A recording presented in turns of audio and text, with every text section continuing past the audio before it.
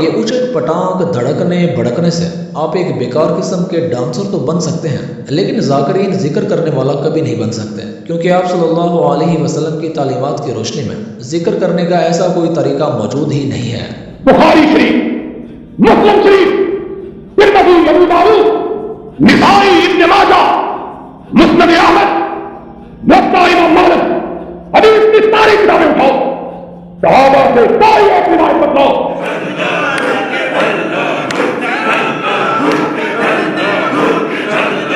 اللہ کا ذکر کرتے ہیں اور لفظ اللہ کو تلفظ بگاڑ کے پڑھتے ہیں، کتنا شدید گناہ ہے۔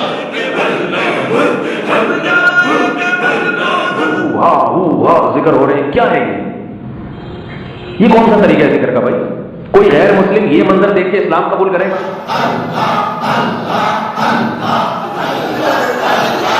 بڑا مزہ آئے گا۔ Camera rolling, mic check, action.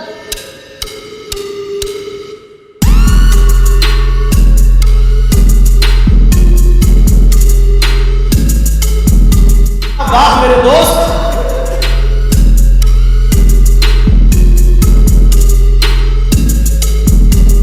ایسے لوگوں سے ہم صرف ہمدردی کر سکتے ہیں۔ اب یہ جو ملا صاحب نے کارنامہ کر دکھایا ہے، یقین جانے یہ بڑے بڑے اسٹینڈ مین کے لیے بھی آسان نہیں ہے۔ اب اس کارنامے پہ ان کا کہنا تو یہ ہے کہ جی یہ وجد ہے، ملا صاحب پہ وجد طاری ہو گیا تھا، جس کے دوران خود کی ہوش ہی نہیں رہتی کہ میں کیا کر رہا ہوں۔ لیکن جناب یہ وجد نہیں، یہ ڈرامہ ہے۔ دیکھیں ملا صاحب کو کیسے خربازی لگاتے ہی اپنی طوطی کی فکر پڑ جاتی ہے، اور جناب بعد میں مسکراتے ہوئے پوچھتے ہیں کہ ہاں بھائی کیسا لگا۔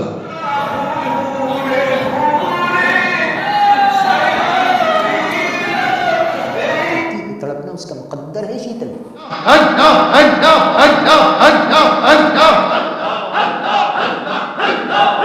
یہ جو آج کل ذکر کے حلقے ہیں، جس طرح سب گول دائرہ بنا کے یا مل کے زور زور سے ذکر کرتے ہیں، اگر یہ عمل سنت ہوتا اور حدیثوں کا یہ مطلب ہوتا کہ یہ والے حلقے مراد ہوتے تو صحابہ میں اس کی کوئی ایک مثال تو ملتی۔ صحابہ میں اس کی ایک بھی مثال ہمارے سامنے موجود نہیں ہے۔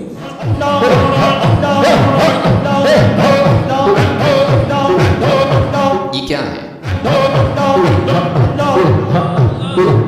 ہائے ہائے ہائے، یعنی جو باوقار لوگ ہوتے ہیں ان پہ یہ چیز سوٹ نہیں کرتی۔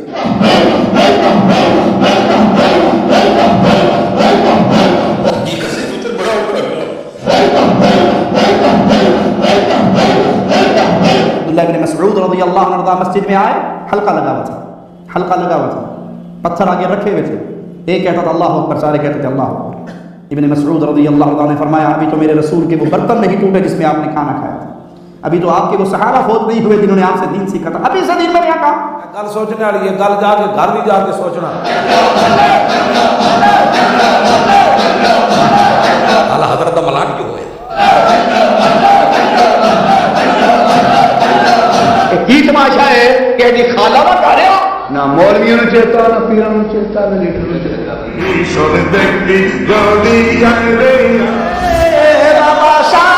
کیا انداز ہے!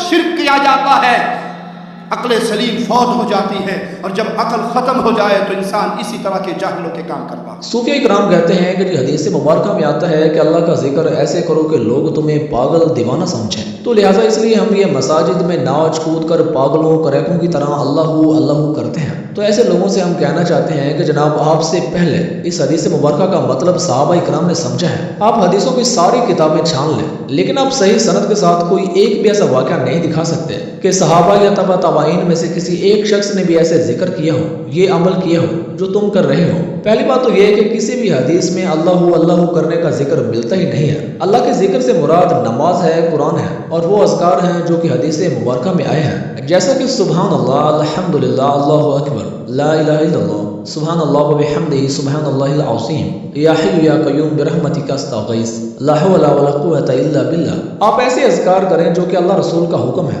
ورنہ اگر آپ اپنی من مانی کے ذکر اور طریقہ کار اپنائیں گے تو یہ بدعات میں شمار ہو کر کبیرہ گناہ تو بن سکتے ہیں لیکن ثواب ہرگز نہیں بن سکتا، کیونکہ عمل صالح صرف وہ ہیں جن پر محمدی مہر ہے۔ ورنہ اگر چاہے آپ ساری زندگی ہی عبادت کرتے رہیں لیکن اگر ان اعمال پر محمدی مہر نہیں ہے تو ساری زندگی بیکار ہے، کیونکہ اسلام میں کسی پیر بابا کی بات اور طریقے کی کوئی اہمیت نہیں ہے۔ یہاں سکہ چلتا ہے تو صرف محمد مصطفیٰ صلی اللہ علیہ وسلم کا۔